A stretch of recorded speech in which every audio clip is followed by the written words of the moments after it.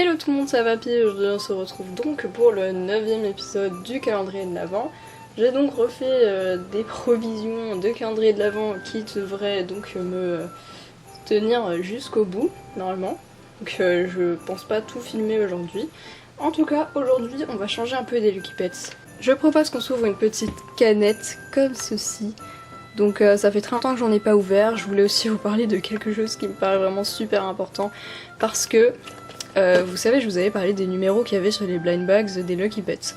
Et en fait, je suis allée au magasin et j'ai capté qu'en fait, c'était depuis super longtemps qu'ils nous mettaient déjà des numéros. Donc en fait, on s'est fait avoir comme des... Voilà. Et on avait déjà des numéros juste... Alors si j'arrive à faire le point, je suis trop près. Voilà, juste ici, on voit le 10. Voilà. Du coup on est un peu bête en fait. Enfin c'est vrai que c'était pas facile à remarquer, mais moi personnellement les Thirsty Pets, j'en ai pas acheté beaucoup, mais tous ceux que j'ai achetés, j'ai eu 3 fois le koala. Donc ça m'a saoulé franchement, j'avais plein de doubles et tout, donc j'avais arrêté d'en acheter. Et du coup le problème c'est que quand j'ai vu ça, je me suis dit super, il y a des numéros et tout. Mais du coup on sait pas quel numéro correspond à quel pet shop, enfin du moins j'ai pas trouvé, parce que j'avais jamais entendu parler qu'il y avait des numéros sur ceux-là. Et du coup, ce que j'ai, je sais pas à quel numéro ils correspondent. Donc j'espère que je vais pas encore avoir un koala, ça va me saouler. Donc ceux-là ils sont un peu difficiles à ouvrir. Du coup, on va voir comment on s'y prend. Alors, normalement faut tirer la languette, mais elle est enfouie sous des tonnes de scotch. Donc c'est un peu chaud. En vrai. Puis j'en ai pas beaucoup ouvert de ceux-là. En vidéo, j'ai dû en ouvrir peut-être 3 en vrai, ceux que Hasbro m'avait envoyés. Et après, je les ouvrais seul en fait, de temps en temps, je craquais. J'en achetais un, puis j'avais un koala. Donc, merveilleux. Donc, on enlève le plastique. Et donc, on va voir.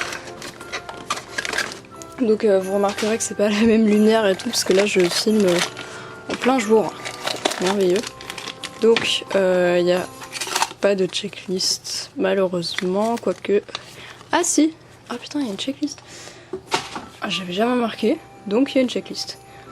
J'ai déjà donc la grenouille, le koala. Alors c'est lequel? C'est celui-là. J'ai vu que c'était en transparence, donc c'est un que j'ai pas.